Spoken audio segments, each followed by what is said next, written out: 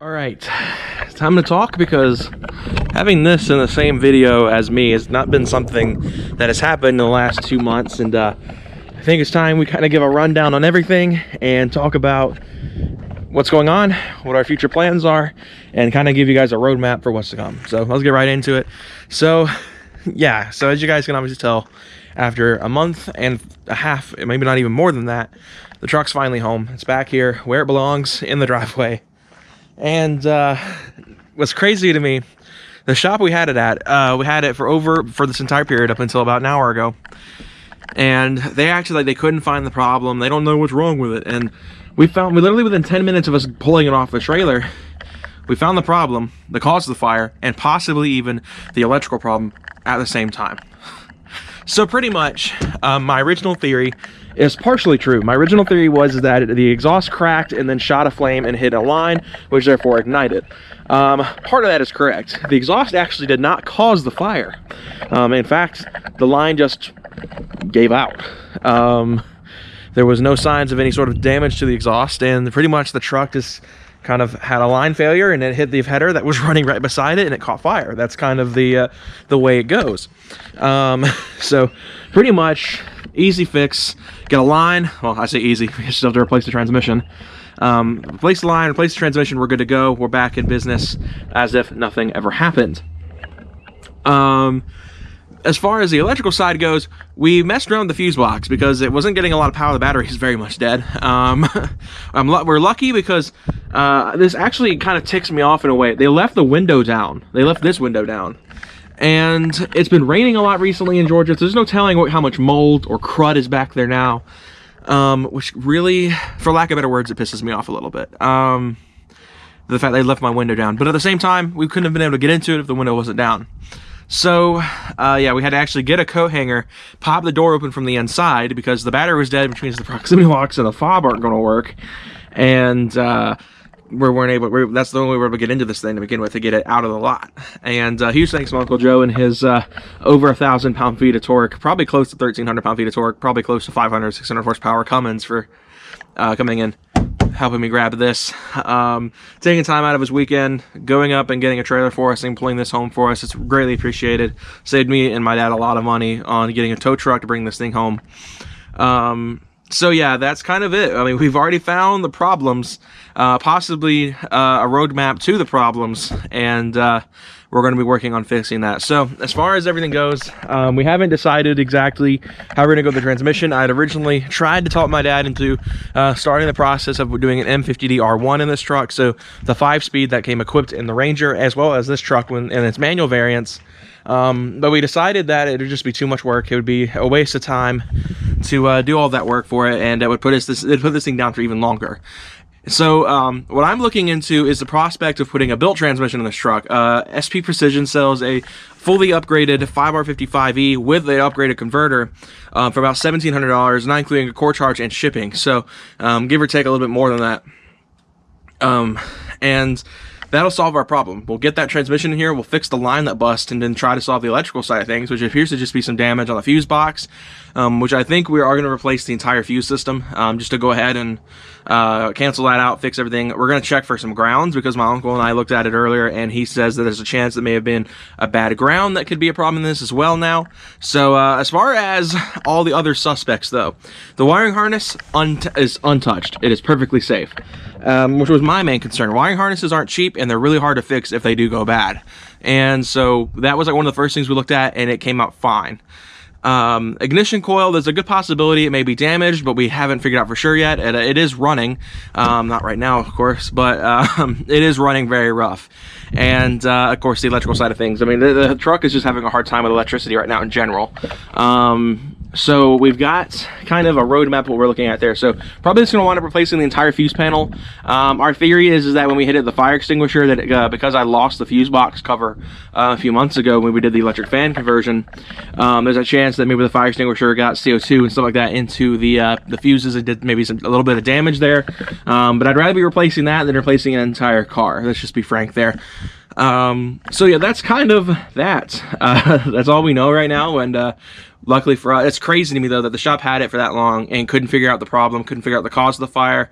But it turns out there's a chance they knew, and they just didn't want to admit it because they know then they'd be on the hook for it, and we'd probably pursue that. But whatever, learning experience. This is why I have a trust issue with a lot of mechanics. It's just, you know, stuff like this. But not gonna name names, obviously. This isn't a hit piece, but definitely got hit with the short end of the stick on that one. So anyway, the truck's home. I'm gonna go ahead and pop the hood up so you guys can get kind of an update on the under hood kind of look, because the CO2 did a lot of work in here. As you guys can see, the fuses are corroded as can be back here. The IAC is corroded. The couplers are all corroded on the intake. There's some corrosion down here. This is all from the CO2 from that fire extinguisher.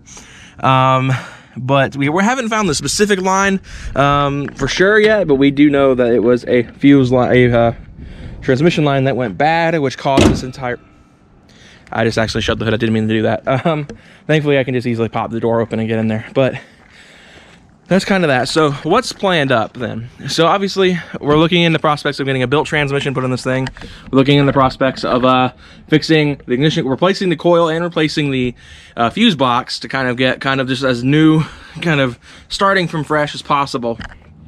And then from there, I'm going to kind of take the truck in a different direction. I've talked about this very briefly on live streams in the past. I had to actually private that live stream because I accidentally revealed my location, and obviously I don't want that being out in the open. So I went and did that, and as far as that goes, we're taking the truck in a completely different direction. So for those who don't know, the truck community has had kind of a surge in different types of builds, right? We've got, you know, the mall crawler stuff, as I call it, you know, the big wheels, thin tires, but it still lifts. You have street trucks like mine. You have the more traditional when it comes to lower trucks, the like the hydros and air rides, stuff like that, still being around. And then probably my favorite one that's popped up most recently is touring trucks, which are these, pretty much, they take the concept of like a race car. You get like something like a private amateur race team would build, you know, a gutted interior 350Z, for example, with a cage, and that'd be that, right? Kind of the same concept, but this time with a truck. It's very popular with C10s, OBS Chevys from the 90s, old Fords. It's a very common thing right now, as a lot of them are being turned into these touring truck builds, and they're doing autocross events. And I was like, that'd be kind of cool. Because let's be real, the 4.0 is not going to be meant to push big power. For those that are looking into buying these things, if you're wanting big power, buy a Gen 2 with the V8. Do not buy the V6 because it is just a waste. If you're wanting to get high horsepower, the V6 just isn't capable of producing numbers. Sure, there are people out there now that are getting, you know, high 3s, low 4s out of the V6, but those are in Mustangs. When you got a truck, it's going to add a lot of weight. You're not going to get a good transmission out of it. You're probably going to have to buy a built transmission, and it's just a lot of money and a lot of time that I don't deem worth it. And so I was like, I want to find something I can do that's still fun and motorsport inspired, but it can take advantage of the setup that'd be the most reliable and the easiest and most cost effective, which is my full bolt-on build. So that's what we did. We're going to be turning this thing into a minor daily driver touring autocross type thing at the same time. So we'll do a little bit of everything. So that's kind of what we're doing, and gonna do some suspension upgrades and some other stuff and get this thing dialed in to do just that. But that's kind of that for now. So I'd stopped recording because my neighbors came outside, and I thought I had talked over everything I wanted to do, but I realized I hadn't clarified enough on like what the plan is for it. So like I said earlier outside, plan is I'm going to look into getting an upgraded transmission, if not possibly learning how to tear one apart myself here and building our own transmission that's upgraded and stuff like that, possibly save a little bit of money that way. But more than likely going to want to buying it from SP, possibly different outlets. We may wind up just going to another factory transmission, who knows. But as far as like repairs go, it's actually looking like it's not going to be as bad as we thought. I was very concerned about the electrical side. The transmission side I knew was going to be replacing a line or two and then fixing whatever went wrong on the transmission side. But obviously that still applies, but the electrical side looks like it's going to be a lot easier than I had worried about. Granted, I tend to be a little bit narcissistic about stuff like this sometimes. I tend to just immediately jump straight to the worst case scenario. That appears to not be the case this time around. So I'm glad about that it's not worst case scenario here. But it looks like that probably the worst of it is just getting the electrical side figured out, even though we already kind of have an idea of what's wrong. So probably just replace the fuse box, get a whole new fuses for the entire system, and then start over, and we'll have a freshly redone electrical side, and that'll be ready to go. We're probably going to replace the ignition coil out of caution, just to kind of rule that out. And as far as the wiring goes, the truck is fine. All the grounds are still good that we've found so far. There may be other grounds and stuff like that that may be bad.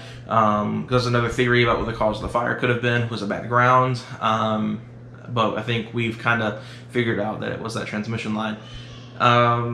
So we're going to look into all the wiring stuff we have. Probably going to wind up trying to nearly finish the radiator fan. The problem is the radiator fan is hooked up. It functions as a radiator fan, but it doesn't function when the AC is on. So we're still having to work through that. Granted, I do plan on getting my compressor replaced. I got actually an email a couple of days ago. Our university system here in the state of Georgia got a grant to give out to students because of the big virus situation. And they wound up giving me a little bit of extra money, and I'm going to probably try to put that towards getting the AC fixed. So that would be perfect time to get that wire hooked up, is when it's there getting the compressor replaced, because the compressor's knocked for about a year. So getting that fixed is going to be a big thing. But as far as everything else goes, it is due for an oil change, so I'm also going to do that and go ahead and knock that out while I'm at it. Pretty much that'll be an easy job. That'll just be getting some oil. I've already got a filter and everything here. I'm probably going to be switching though, because I use Castrol synthetic. I've used Castrol on that truck since I got it. But I was online researching the chain rattle, and I came across a forum posted from, I believe it was like 2008, 2009, that talked about a way to kind of quiet it down, if not silence the rattle, while not fixing the underlying issue that causes it. So in my case, my engine's healthy. It's just that is kind of a deal. And I don't have $5,000 to replace it, so replace the engine to fix it, because out of the shops out here, no one's willing to just do just chains, and they're not willing to do just chains for cheap. They're all wanting double the truck's worth to do that. So I'd rather kind of fix the rattle, make it quiet. Obviously that'll probably help give it a little bit of extra life while not fixing the underlying problem at hand, which is those cheap tensioners Ford used. And they said pretty much just switch to 10W40. AMSOIL in particular, and it'll quiet out. And so that's probably gonna be what I'm gonna do, is probably switch it over to 1040. As far as compression goes, compression is great, that I understand at least, but it doesn't hurt on a higher mileage engine to go ahead and throw thicker oil in it anyway, to kind of help it get a little bit of compression back. So it might get actually a small bump in horsepower because of it, because it'll kind of get, because for those who don't know, my engine is 245,000 miles. I mean, it's very high mileage, so getting thicker oil might bring back a couple of horses that may have escaped and escaped the the stable, and obviously quiet down the rattle and make it more drivable and enjoyable, instead of constantly being in this anxious state of worry, because that rattle does cause a lot of worry. Obviously, at the end of the day, it doesn't fix the underlying problem of the chain rattle. And I do plan on still getting the exterior tensioners replaced. I kind of have a lot of things I want to do while the truck is down. Kind of in between all this, I've got a sound system to install. I've got two new sets. I got a set of speakers ready to go for it, door speakers. So I need to get 2 more for the back doors, but I've got both front door speakers ready. I just have to put them in, and we'll be set. But that's kind of the rundown. We're gonna, of course, set it up to do some light autocross work. As far as suspension goes, there's not really a lot available. So the goal was to kind of just stiffen up all the bushings, possibly lower it a little bit more. I haven't really ran that over my dad yet, because he's been kind of concerned with lowering it more because of the drive shaft angle. So we'll look into that more and kind of research it and kind of look and see what we're looking at there. And then kind of just working on brakes, working on suspension, kind of dialing that side in. Of course, getting the AM back on it and then getting it retuned is also on my radar of things to take care of. So got a lot to take care of, but we're going to get through it just fine and get this thing up and running. We may possibly even get into the early stages of the prep for the wrap. A lot of people have been asking about the wrap. And I talked about in the live stream, I'd almost sold it because I was pretty sure I wasn't bringing the truck back. So I'd almost put it up for sale and sold it, and then try to get some money back to help buy a new car, because that's what I thought we were doing.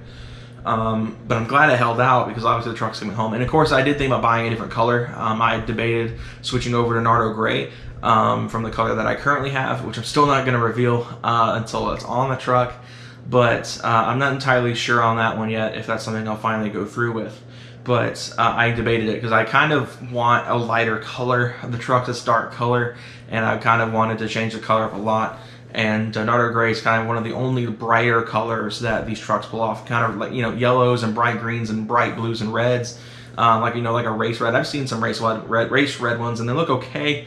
I'm more of a fan of like the more neutral kind of colors on these trucks. So like something like a Nardo Gray or a black would have looked great on it. But I preferred a Nardo kind of like a brighter color. So, but I'd almost sold the wrap off and everything like that. But we're probably going to possibly start working on kind of the earlier stages of that. Our main focus right now, though, is getting it running. Obviously, we can make it look good later, but our main focus is just getting it running. So that's kind of our focus for now, is getting that transmission replaced, getting the line fixed, and then starting on the electrical side of things and getting that fuse box replaced, and then ironing out any problems from there. I did run a code scan with my X4, and I did come back with, I think it was like, I've got him here on my phone. I'll pull him up here. I can't remember, it was a P0304 and P0316, which if I remember this in editing, which I'm probably not going to, I'll put them up on screen exactly what those codes mean. Obviously, it's more than likely related to our electrical problem of the truck not being able to function properly, and probably fix that and we'll be golden. But yeah, so future plans, built transmission possibly. I'm looking into it. I'm strongly considering going that route. Just to kind of prevent any future reliability problems on the transmission side. Obviously, when lines fail, it's kind of just a freak accident. That's kind of what I've chalked this up to, despite you know, not the shop not holding up their end. Again, not naming names. I don't want this to turn into a hit piece. So you know, they told us they would work with us, and that's kind of you know, they didn't do that obviously because we got stuffed with it in a broken shape. So the goal is to kind of just fix any sort of problems and then prepare it to be like an autocross kind of truck. So some visual customizations are going to happen. I do plan on getting a new windshield banner, which I haven't had a banner on the truck in several years, and I originally never intended to bring another one back. But I found one that I've wanted to put on a car since I got into cars, like, because it's related to Gran Turismo, which obviously you guys can tell by my shirt and the jacket I was wearing at the beginning of the video, which my lovely girlfriend had custom made for me. And I'm so thankful. I love this jacket.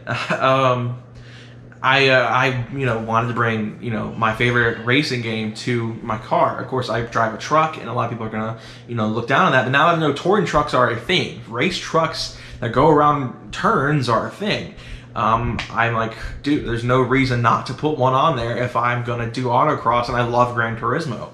I mean, you guys know it's a part of my life, RT2. That's what I've been uploading. This entire time I've been gone from this channel, I've been recording non-stop and uploading and editing these Gran Turismo Let's Plays.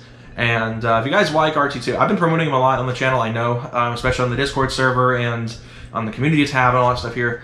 I'm really proud of those videos. So if you guys want to sit down and watch me play some games like the old days in like 2014, that's a good way to do it. I love filming those, and I think it's really fun, and I'm going to be doing more of them over time. Let's Plays are easy for me. I can just mass edit, mass film, mass upload, and that way I'm spending, you know, X amount of days on it, and then I take a break until the series is over. And that's why I like it with Let's Plays, is that it's a lot of effort in one time, in one shot, and then it's a break while all of them are going up, and then you can respond to comments and put time towards other things. So that's probably what RT2 is probably going to become, is just a ton of Let's Plays. It's just going to be me playing games, working on them all at once, and then working on content here. Pretty much that's kind of that, though. Autocross build coming soon with the truck. Probably the first of its kind, the Sport Trac, and probably one of the very few autocross builds in the world that are going to be automatic based. Because that was my main thing about putting a manual in it. Besides reliability, the 5R is notoriously a glass cannon, but putting a manual in it would solve that problem, but as well as make it more suitable for autocross. And at the end of the day, probably what I'll do is probably put a limited slip and 410s in it at a later date, and then sharpen up those gear ratios, get a bit more acceleration, and then that'll be that in terms of performance. Again, besides getting the tune, obviously. But yeah, that's that. Apologize for how long this video was, but I haven't uploaded in a few weeks, and truck's home. I want to give you guys all the deets, so that's that. So Hope you all enjoyed. Take care. I'll be doing a monthly update as well some point this week. I know I haven't done one for February yet, and we're almost at the end of the month. But yeah, take care, guys. Have a good rest of your week. And hope you guys are excited for what's to come, because I am. Take care, guys.